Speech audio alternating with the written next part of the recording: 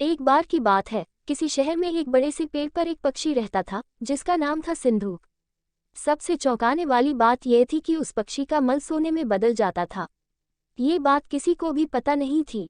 एक बार उस पेड़ के नीचे से एक शिकारी गुजर रहा था। शिकारी उस पेड़ के नीचे आराम करने के लिए ठहरा।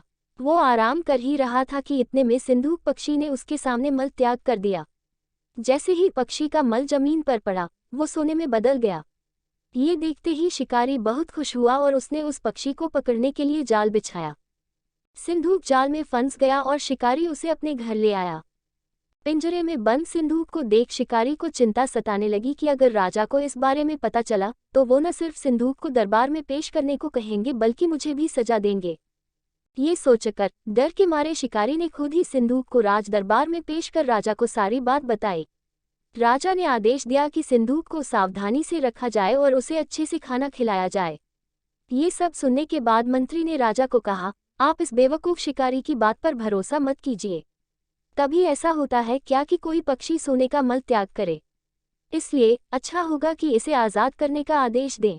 मंत्री की बात सुनकर राजा ने चिड़िया को आज़ाद करने का आदेश दिया। सिंधूक उड़ते उड़ते राजा के दरवाजे पर सोने का मल त्याग करके गया। ये देखते ही राजा ने मंत्रियों को उसे पकड़ने का आदेश दिया, लेकिन तब तक वो पक्षी उड़ चुका था। उड़ते उड़ते सिंधूक कह गया, मैं बेवकूफ़ था जो शिकारी के सामने मल त्याग किया। शिकारी बेवकूफ़ था जो मुझे राजा के पास ले गया। राजा बेवकूफ़ था जो मंत्री की बात में आ गया। सभी बेवकूफ़ एक जगह ही हैं। कहानी से सीख, कभी भी दूसरे की बातों में नहीं आना चाहिए और अपने दिमाग से काम लेना चाहिए।